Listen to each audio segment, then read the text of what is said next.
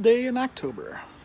October 20th, I think. Anyway, so I'm working on a church scene for my outdoor scene, and you know, the playhouse that I have out there, I'm going to put a cross on it and put a cemetery in front of it so it looks pretty cool. So if you watch my other video, I made a cross, and basically, if you can see the detail, all I did was just draw some knots in it and get some good chunks missing out of it. And the other side, I don't know what color I'm gonna paint it. I might just leave it as is and clean off that glue there. Maybe use it for another application because you won't see the back side of it. So what I'm doing, I've got some leftover paint. I got some burnt umber that is mixed with some thinner because I want to get it kind of like a watery mix. I've got just a little bit of black left.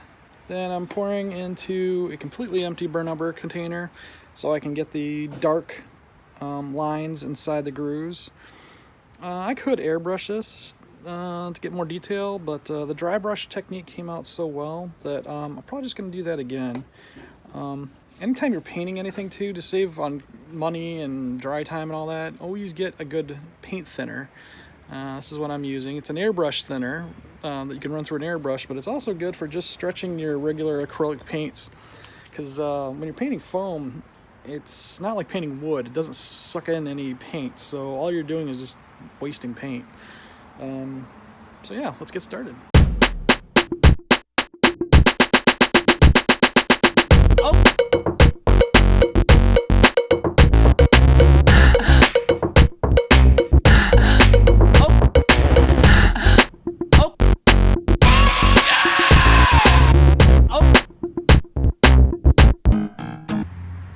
Okay, we got our first coat on. Looking good, looking good. I forgot what the dry time is on this stuff. It's pretty rapid. It's kind of cool out today, so, you know, might take an hour to get it good and dry, which we want it. I'm just doing little touch-ups and pushing some paint around here. Make sure you don't see any paint. It ruins the effect. And we could actually pick up some of the excess paint on top here and just kind of push it around and get in the grooves. But yeah, it looks pretty cool so far, right? The big thing is going to be the dry brushing.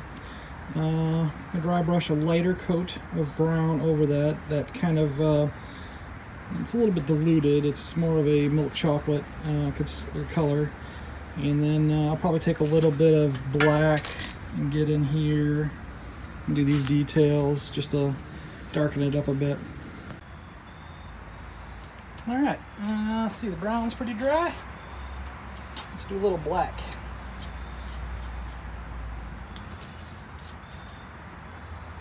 Just gonna use a little bit on my brush.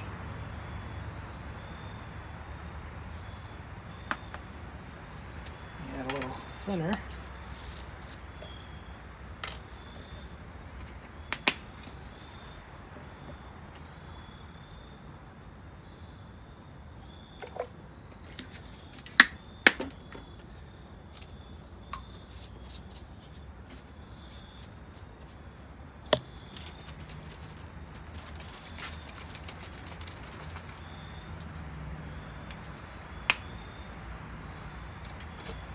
So, there we go, a little black. Get that extra darkness in there.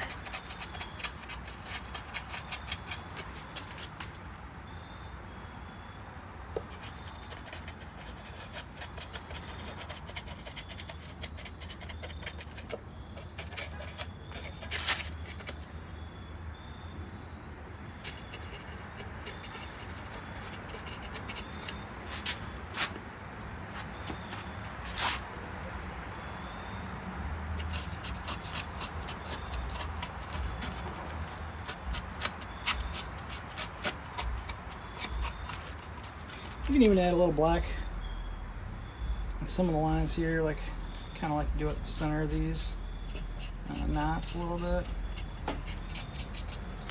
There. All right, that's all you really need for the black. Now we're gonna do some dry brushing. Get the lighter color on top. I'm gonna use a cleaner brush for this one.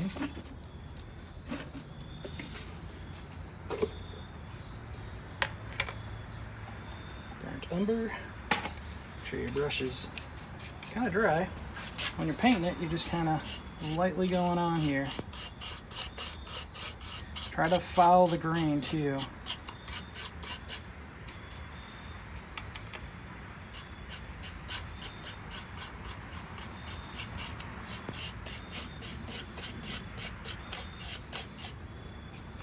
And if we want, we could even highlight it with even a lighter brown, which maybe do.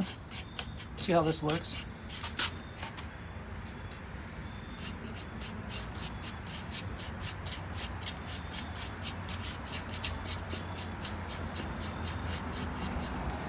Just remember to keep your brush as dry as you can, but you also want it effective where you're actually putting paint down. You just don't want to get down in them grooves because that's your detail lines there.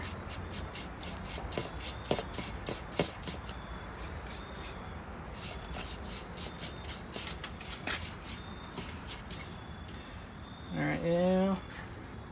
I might actually come in with a little bit lighter over brown here. Or maybe come in with a second round of dry brushing. We'll see how this turns out when it dries a little bit.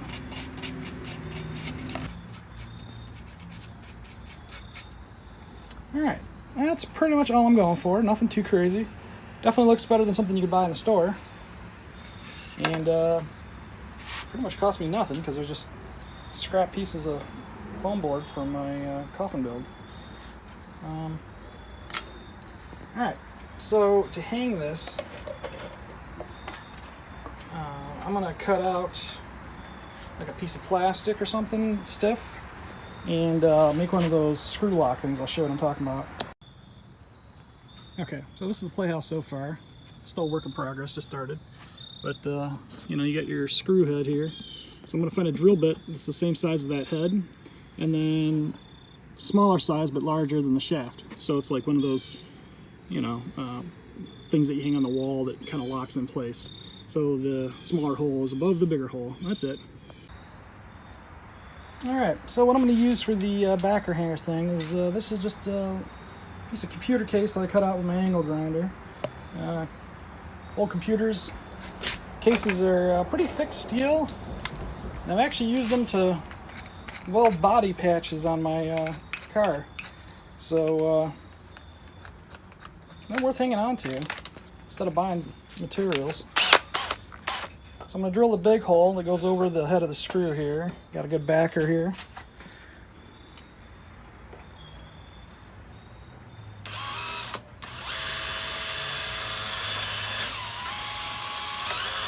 The drill bit is dull.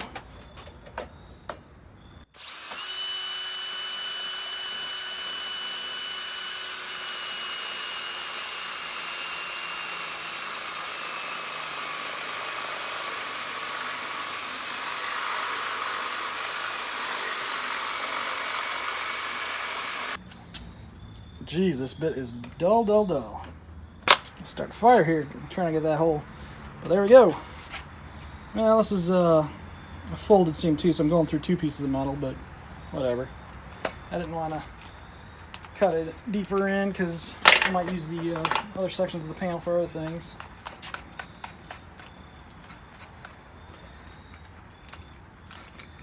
Now for my second hole, which will be the lock.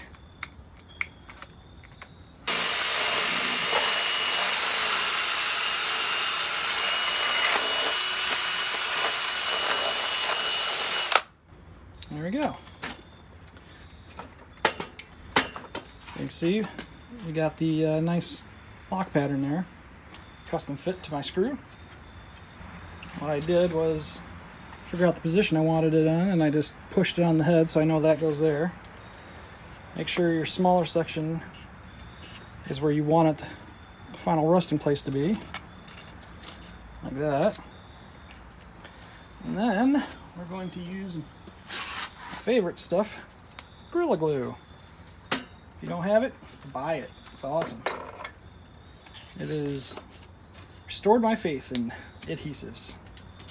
Used to use super glue and everything else. That stuff just no good, right? Alright, let me just dab it around. Like so.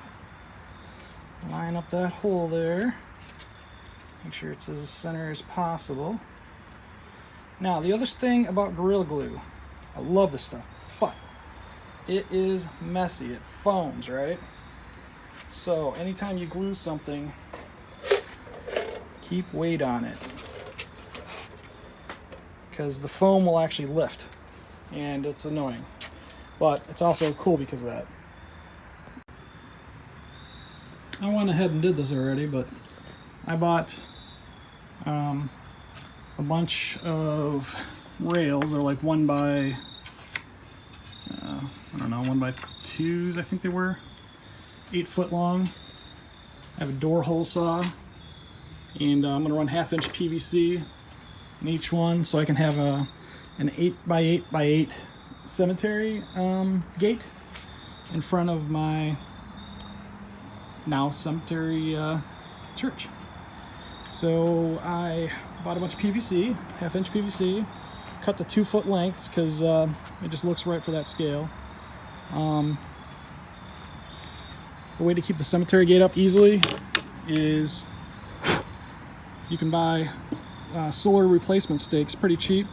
Jam them in there. They got a little plus pattern on them, and again, Gorilla Glue to the rescue. I'm gonna paint these black, and to rest the rails on them, I'm just gonna run a nail through each one on the height that I want it on. Do the bottom one obviously first.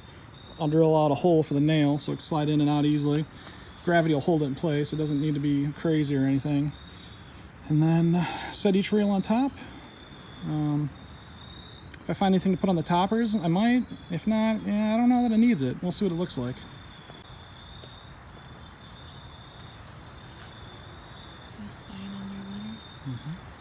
Alright, so how do you paint 27 pieces of PVC? You hang it on a line all the way down. It's a lot of PVC. See, it's 27 times 2, so it's like 50 feet-ish. Get yourself a little weight, like so. Something small that'll fit in the pipe. Tape it, drop through each one. Make like elbow macaroni necklaces and start painting.